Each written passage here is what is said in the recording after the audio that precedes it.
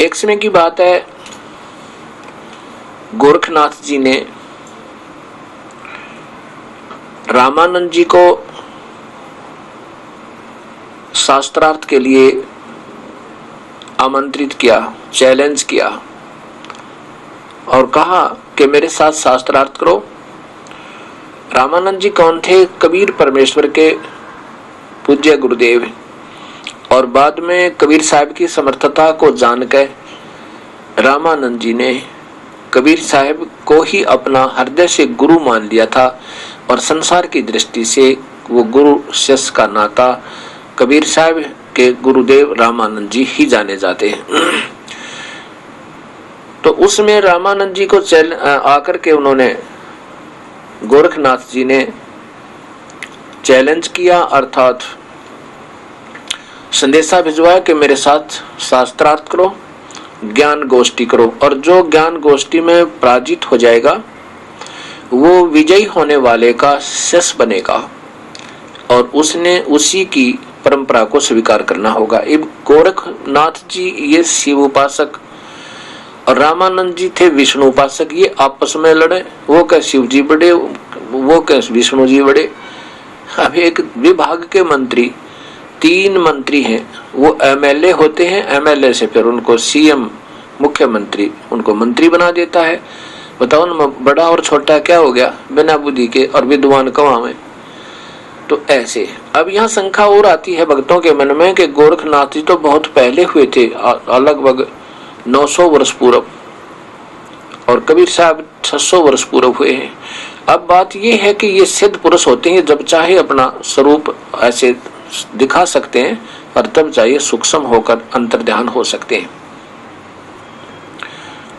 ये अपने शरीर समेत भी रह सकते हैं कुछ समय और जा सकते हैं। ऐसे रामानंद जी को उस गोरखनाथ जी ने ही स्वयं आकर के ललकारा था। अब इस बात के मारे सभी वैष्णव जो रामानंद जी के ऋषि शिष्य थे वो घबरा गए कि गोरखनाथ विजयी होगा, वो सिद्ध पुरुष है, दुनिया तो सिद्धि को देखकर ताड़ी पीट देगी और वो विजयी होगा, गुरुजी हारेंगे रामानंद जी, और फिर हमारी ये कंठी और तिलक सब तुड़वा करके वो कानों में वो नाथ बना देगा हमें। इसलिए उन्होंने किसी ने भी उस दिन नाथ तिलक लगाया, अपना वैष्णव साधु जैसा वेश नहीं बनाया, संत जैसा।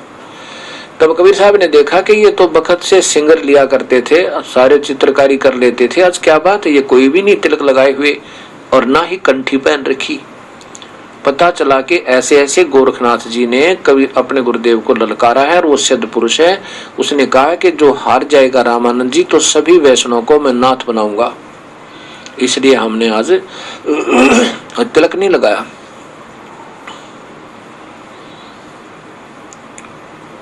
कबीर साहब जी कहने लगे लगाओ, अपने पूरे श्रृंगार करो, चलो तुम्हारे पास भक्ति तो है नहीं पर तुम ड्रामा तो करते ही हो, पर करो आज भी, क्यों घबराते हो, जो होगा सो देखा जाएगा। कबीर साहब गए रामानंद जी के पास और कहा पूज्य गुरुदेव, सुना है गोरखनाथ जी ने ऐसे ऐसे हमें शास्त्रार्थ के लिए बुलाया है। रामानंद जी कहने लगे भाई बुलाया तो है बच्चा, फिर क्या करें, वो तो सिद्ध पुरुष है और दुनिया इन ड्रामों को ज्यादा मानती है, जिसने थोड़ी सी सिद्धि दिखा दी बस उसी के पीछे वो लेते हैं, ये बात बिगड़ेगी। कबीर साहब ने कहा देखो पूज्य गुरुदेव जी, आप तो जान ही जान हो, आपका दास एक प्रार्थना कर सकता है। गुरुदेव देखी जाएगी, हारेंगे, हार जीत तो होती ही है, उस हो सके जनता को समझ में आ जावे। तो इस बात को सुनकर रामानंद जी समझ गया कि जब कबीर साहब ने कह दिया तो कोई खतरा नहीं, ये तो परम शक्ति युक्त है। कहने लगा ठीक अभी चलते हैं। चले गए और वहां पर जहां निश्चित स्थल था वहां आसन लगा दिया रामानंद जी का अलग से, और गोरखनाथ जी जमीन पर अपना एक मृगशाला बिछा के और साथ में एक त्रिशूल गाड़ रखा 6-7 फुट ऊंचा, ऊपर 3 उसके सींग से होते हैं, और स्वयं जमीन पर आसन लगा करके, मतलब मृगशाला बिछा करके आसन अलग से लगा हुआ था, वहां बैठे और कबीर रामानंद जी का आसन अलग से लगा दिया और कबीर साहब अपने गुरुदेव के चरणों में उनके आसन के नीचे बैठ गए।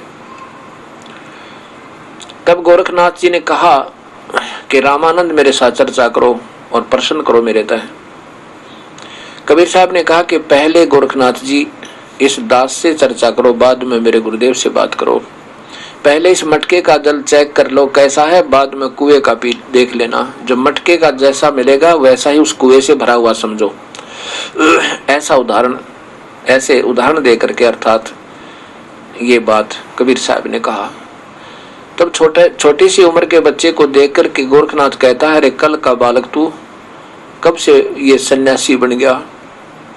कबीर साहब कहने लगे, अगर मेरी आयु पूछा है ना तो मेरी आयु इतनी लंबी है कि तेरे करोड़ों तक ब्रह्मा मर गए, और तेरे करोड़ों तक अरबों तक ब्रह्मा मर गए, करोड़ों मर गए विष्णु, और करोड़ों तेरे शिव शंकर मर गए, मेरी एक करोड़ों तेरे निरंजन मर गए, ज्योत स्वरूपी निरंजन भी करोड़ों मर गए, मेरी एक भी पल नहीं व्यतीत हुई, अर्थात मैं अजर अविनाशी हूँ। मेरी आयु तो ये है, और मैं कब से वैरागी बन गया? जब ना धरती थी, ना ये चांद और पानी सूरज थे, पांचों तत्व और 3 गुण भी नहीं थे, उस समय मैं था, ये मेरा, और उस समय का मैं वैरागी समझ लो। अब इस बात ने सुनकर गोरखनाथ ने सोचा, ये छोटा मुंह बड़ी बात है, ऐसे नहीं मानते ये लातों के भूत, बातों से नहीं मानते। ये सोच के और वहां से उठा, अपने आसन से ऐसे सिद्धि से ऊपर उठा, खड़ा हो, मतलब नीचे से जमीन से ऐसे आसन पद्म लगाए ऐसे आकाश में जैसे पक्षी उड़ा करे, और ऊपर उठ के अपने त्रिशूल जो 7-8 फुट ऊंचा था जमीन से ऊपर का सिरा, उस त्रिशूल के ऊपर यहाँ विराजमान हो गया जाके ऐसे, और वहां बैठकर कहता है कि आ जाओ मेरे बराबर में बैठकर बातें करो। अब सबने ताड़ी पीटी, अकवा जीवा शब्द पुरुष गोरखनाथ जी की जय हो। कबीर साहब ने कहा कि नाथ जी, आपने ज्ञान चर्चा की बात की थी, ये नाटकबाजी, ये जादूगरी दिखाने की बात गोष्ठी में नहीं आती, आपने ज्ञान गोष्ठी की बात कही थी, आ जाओ बात करो बैठ के। तो गोरखनाथ जी ने कहा कि मेरे बराबर बैठकर बात करो, तुम्हारे पास कुछ नहीं है, तुम बातें बनाते हो। 1-2 बार कबीर साहब ने प्रार्थना की, पर वो नहीं माने, अपनी सिद्धि के बूते पर ज्यादा ही सद हो गए थे। कबीर साहब एक कुकड़ी बोला कर, वो कहते हैं हरियाणा में, जैसे पहले बुढ़िया चरखा काटा करती थी, उस पे ताकू के ऊपर एक रील हो जाती थी धागे की, इतनी मोटी कच्चे धागे की, उसको सफेद रील, सफेद धागे का एक गट्टा सा होता था, से बंडल सा, उसको अपने जेब में डाल ले गए थे, पहले ही जान थे वो। उस समय कबीर साहब ने अपने जेब से वो धागे की मोटी रील निकाली, उसका एक सिरा पकड़ा धागे का, और ऐसे आकाश को भगा दी, वो ऐसे अनलोड होगी, अनबंडल होगी तो सीधा एक धागा खड़ा होगा, नीचे से लेकर ऊपर तक 150 फुट के दूरी पर ऊपर जाकर उसका अंतिम सिरा, अंतिम छोर था, और वहां और नीचे जमीन पर एक सीधा परपेंडिकुलर खड़ा हो गया ऐसे। और कबीर साहब वहां से उठे अपनी सिद्धि से और ऊपर पहुंचे, सिद्धि के तो मालिक थे, अपनी शक्ति से ऊपर गए, और उस धागे के ऊपर वाले छोर पर जो आकाश में 150 फुट ऊंचा था, वहां जाकर विराजमान हो गए, और कहा कि आ जाओ नाथ जी, मेरे बराबर बैठकर बात करो। बराबर में ही गोष्ठी होती है। तो अब ये बात नहीं थी कि गोरखनाथ जी और नहीं उड़ सकते थे, और भी उड़ सकते थे, क्योंकि एक सिद्धि आकाश से उड़ जाई, एक सिद्धि जल पैर ना लाई। एक सिद्धि ऐसी होती है जो पानी जल का पैर का पानी ना लगे, और एक सिद्धि ऐसी होती है जो पानी के ऊपर ऐसे चला, जल के ऊपर जैसे थल पर चलते हैं। लेकिन इन सिद्धियों से भगवान प्राप्ति नहीं। इन सिद्धियों के होने से प्रभु प्राप्ति का लक्षण नहीं माना जाता। जब तक सत भक्ति नहीं होगी, विधिवत साधना नहीं होगी, शास्त्र अनुकूल साधना नहीं होगी। सिद्धियां तो कोई एक मंत्र का जाप कर ले या वैसे तप कर ले बैठ कर तो भी आ जाती हैं। जैसे महर्षि वाल्मीकि ने हजारों वर्ष तप किया था, जब तक तो उन्हें वेदों का ज्ञान भी नहीं था, और अपना जब करते तप करने से उनमें सिद्धि आएगी, दिव्य दृष्टि खुल जाती है। पिछले संस्कार भी साथ होते हैं, पिछले जन्मों की कमाई भी साथ होती है, जो विधिवत साधना होती है वो भी काम करती है। अब कहते हैं ना, वाल्मीकि जी ने उल्टा नाम जपा। यहाँ वास्तव में तात्पर्य होता है कि उस बुरे कर्म तो उल्टा हो गया, बुराई छोड़ दी और महर्षि यानी साधना करने लग गया। उल्टा उस बुरे कर्म तो उलट गया और फिर नाम के जपा, उल्टा नाम जपया जब जाना। क्या नाम जपया? ओम नाम का जाप। बताते हैं कि ओम नाम का जाप क्या, चल यही मानकर चलते हैं। तो ओम नाम के जाप से भी केवल सिद्धियां आ जाती हैं और सिद्धि से प्रभु प्राप्ति नहीं होती। तो उसमें क्या होता है कि अब गोरखनाथ सिद्ध पुरुष हो रहे थे अपने पिछले संस्कार तय, तो सिद्धि से प्रभु प्राप्ति नहीं होती और को थोड़ा सा कोई जादूगरी दिखा दे हम उसको प्रभु मान बैठते हैं। अब गोरखनाथ जी ने कोशिश की ऊपर उड़ने की, चलने की कोशिश की, लेकिन जमीन पर आकर बैठ गया, उस त्रिशूल से नीचे उतर गया। ऊपर तो जाना दूर रहा, नीचे टिक गया आकर। अब ये बात नहीं कि वो आकाश में और आगे नहीं जा सकता था, ये सिद्धि थी उसमें आकाश में उड़ जाने की और फिर दूर तक चला जाने की, लेकिन परमात्मा के सामने वो सिद्धि फेल होगी। अब सिद्धि क्या है? साधना से कुछ नियंत्रित क्रिया बन जाती है, आध्यात्मिक कारण बनकर। अब जैसे ये घड़ी बनी हुई है, इस घड़ी में सुई चल रही है और ये स्टील की है और इसको सामने अगर चुंबक लाकर रख देना थोड़ी सी इतनी दूरी पर भी, तो ये वहीं जाम हो जाती, आगे नहीं चलेगी। ऐसे परमात्मा के सामने ये सिद्धियां निष्क्रिय हो जाती हैं। जब गोरखनाथ जी ने देख लिया कि तेरे बस से बाहर नहीं, ये तो कोई तगड़ी शक्ति है, कोई आम व्यक्ति नहीं है, तो समझदार व्यक्ति इतने इशारे में ही पकड़ जाता है और कहा कि परवरदिगार नीचे आ जाओ, नीचे आ जाओ, मैं समझ गया आपको। कबीर साहब नीचे आए, एक दो बातें प्रश्न किया, बिल्कुल ठीक समझ गया। कबीर साहब ने कहा कि तेरा ज्योत स्वरूपी अलख निरंजन जपता नाम हमारा, जिसको तुम सर्वस्व मानते हो, ब्रह्म मानते हो, ज्योत स्वरूपी निरंजन कहते हो, ये भी मेरा जाप जपता है। गीता जी के 18वें अध्याय के 65वें श्लोक 64वें श्लोक में देखो, उसमें कहा कि वो पूर्ण परमात्मा मेरा भी इष्ट देव है, मैं भी उसी की पूजा करता हूँ। ये 64वां गीता जी अध्याय नंबर 18 का श्लोक नंबर, अध्याय नंबर 18 और श्लोक नंबर 64 में देखिएगा। ये साथ में ही है, ये 65 है, इधर 64 है। ये क्या कहा कि सर्व गुहतमम भूय शरणु शरणु में परमम वच। अब और पहले तो बता दिया ऊपर, ये गुप्त से गुप्त मैंने तेरे को बता दिया कि उस परमात्मा के चरणों में चला जा, वहां जाकर तू परम शांति को प्राप्त होगा। अब फिर इसमें कहता है कि मैं गुप्त से और गुप्त एक बात बताऊं तेरे तय अर्जुन, ये तेरे हित में कहता हूं कि वो इति माने यह है, इति का अर्थ इन्होंने यही कहा है, इति माने यह है, इति माने यह है पूर्ण परमात्मा ही, मैं माने मेरा, दृढ़ मन सुनिश्चित, इष्ट माने इष्ट देव, पूज्य देव असी माने है। मैं तेरे हित में बता रहा हूं कि ये का पूर्ण परमात्मा, वो पूर्ण परमात्मा, वो तत्परम परम अक्षर पुरुष उत्तम पुरुष तो अन्य, वो मेरा भी पूज्य देव है, मैं भी उसकी पूजा करता हूं। तो यहाँ कबीर साहब कहते हैं तेरा ज्योत स्वरूपी अलख निरंजन ये जपता नाम हमारा, वो भी मेरा ही, मेरा धरता ध्यान, हमारा ध्यान रक्त करता है, वो हमारा ध्यान करता है। अब जैसे प्रश्न था ना कि वाल्मीकि जी ने मरा मरा मरा राम राम करने लगा। अब चाहे कोई मंत्र कर लो, किसी भी नाम का, चाहे राधेश्याम सीताराम सीताराम कर लो, पर इससे वो तप से सिद्धि आती है, नाम से नहीं आती। उसकी तप की साधना से सिद्धि आ जाती है, वो बैठ कर मेडिटेशन करने तक कुछ एक फल मिलता है, उसका कुछ सिद्धियां आ जाती हैं, लेकिन मुक्ति नहीं हो सकती नाम होते हैं। कोई भी नाम का मंत्र है उसकी आराधना कर लो, लेकिन उसे अन्य वो तो और उपलब्धि हो जाएगी। जैसे आम की जगह पर किक्कर का बीज लिया, वो भी उगेगा और उसका फिर फल वो नहीं होगा जब आम वाला होगा।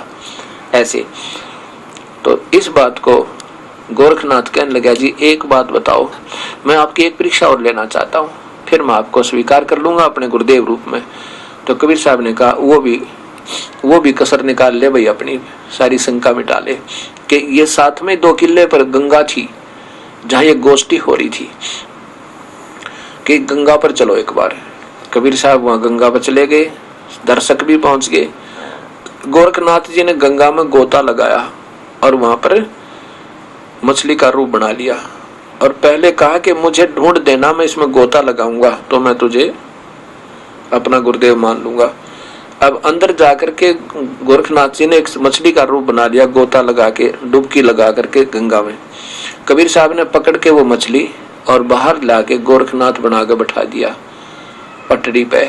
तब गोरखनाथ जी ने चरणों में शीश टेक दिया और नाम लिया, उपदेश लिया अपने प्रभु ते। तब कबीर साहब ने कहा था कि गोरखनाथ सिद्धि में भूला फूला टूणा टामन टूणा, गोरखनाथ सिद्धि में भूला और टूणे टामन हांडा फूला। ये सिद्धियों को तो टूणे टामन बताए संतों ने, ये भक्ति के लक्षण नहीं है।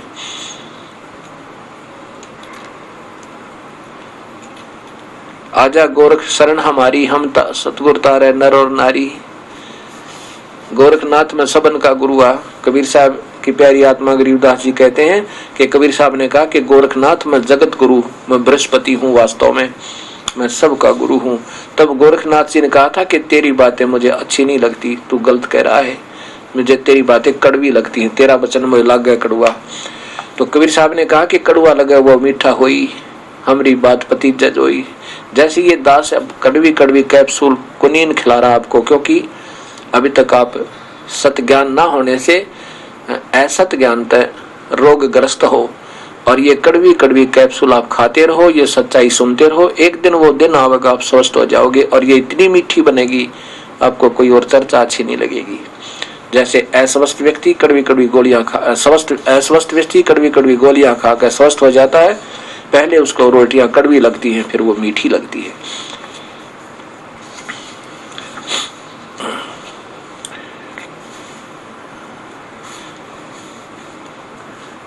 कबीर साहब ने बताया, नाथ जी ने पूछा था कब के भय बैरागी, कबीर जी कब से भय बैरागी, तुम कब से ये वैष्णव बन गया, कब से भक्त बना तू। नाथ जी जब से भय बैरागी मेरी आद अंत सुध लागी, धुंधकार आद का मेला, नहीं गुरु ना कोई था चेला, जब मैं अकेला था। तब जब का तो हम योग उपासा, तब का फिरूं अकेला, धरती ने जब की टोपी दीना, ब्रह्मा ने जद का टीका, और तेरे शिव शंकर से योगी ना थे, जब का झोली सिक्खा। द्वापर की हम करी फावड़ी, त्रेता का हम दंडा, सतयुग मेरी फरे दुहाई, कलयुग फिरू नौखंडा। और गुरु के वचन कर साध की संगत, ऐसे अजर अमर घर पावे, कह कबीर सुनो हो गोरख, हम सबको तत्व लखावे, हम सबको ही सत्य ज्ञान देते हैं।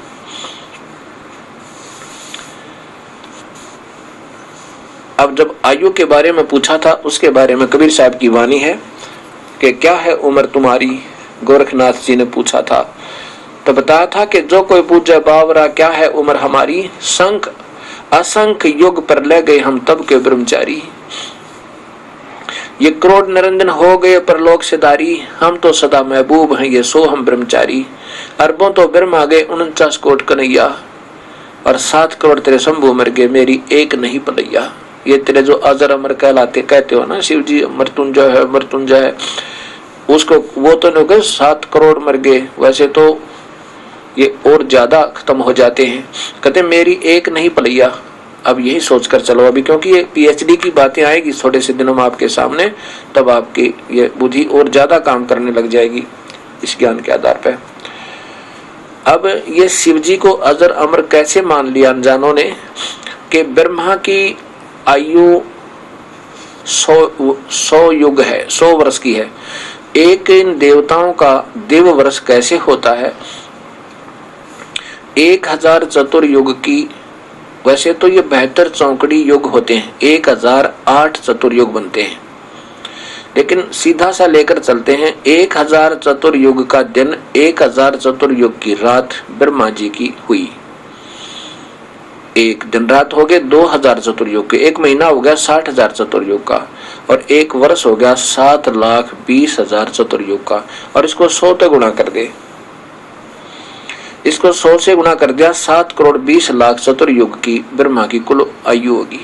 और ऐसे ऐसे 7 ब्रह्मा मर जाओगे जब एक विष्णु की मृत्यु होगी, और 7 विष्णु मर जाएंगे तब एक शिव का, इस रुद्र की मृत्यु होगी। लेकिन मरेगा फिर भी। एती उम्र बुलंद मरेगा अंतरे, ये सतगुर लगे ना कान न भेटे संतरे। इतनी भी लंबी आयु जिसके कारण तुमने शिव जी को मृत्युंजय मान रखा है, इसकी भी मृत्यु होगी। इतनी भी लंबी उम्र होगी तो भी मरोगे। क्यों मरोगे? क्योंकि तुमको पूर्ण संत नहीं मिला जो इस जन्म मरण के झंझट न काट दे।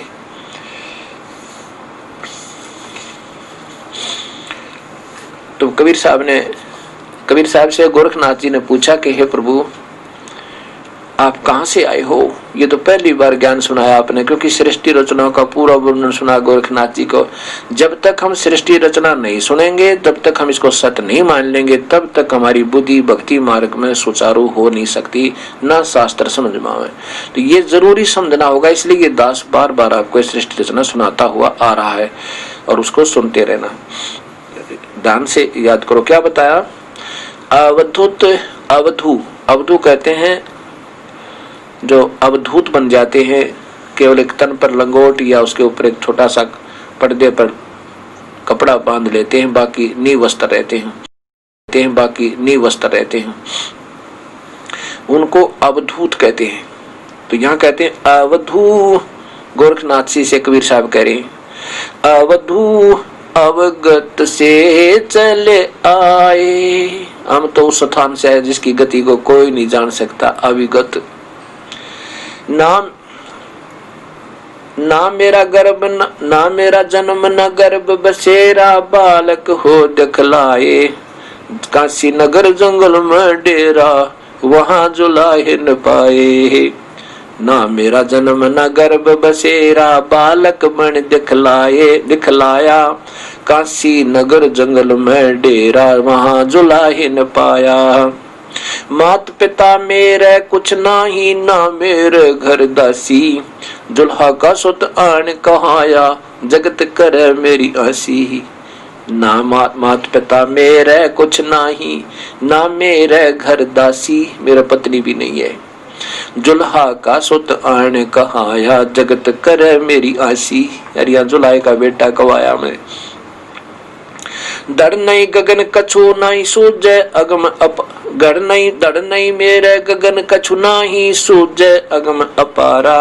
वो सत्य स्वरूपी नाम साहिब का, वो है नाम हमारा। जो वास्तविक नाम है ना परमात्मा का, कबीर साहब कबीर देव है, वही मेरा नाम, वास्तव में वही नाम है मेरा। अब मैं उसी नाम को लेकर के आया हूँ। डर नहीं मेरे गगन कछु नाही सूझे अगम अपारा। ये सत्य स्वरूपी नाम साहिब का, वो ही नाम हमारा। अधर दीप गगन गुफा में तानिज वस्तु सारा। तेरा ज्योत स्वरूपी अलख निरंजन, ये भी जपता धरता ध्यान हमारा। अधर द्वीप सतलोक में, अधर द्वीप वहां गगन गुफा है, तानिज वस्तु सारा। वास्तव में मैं वहां रहता हूँ।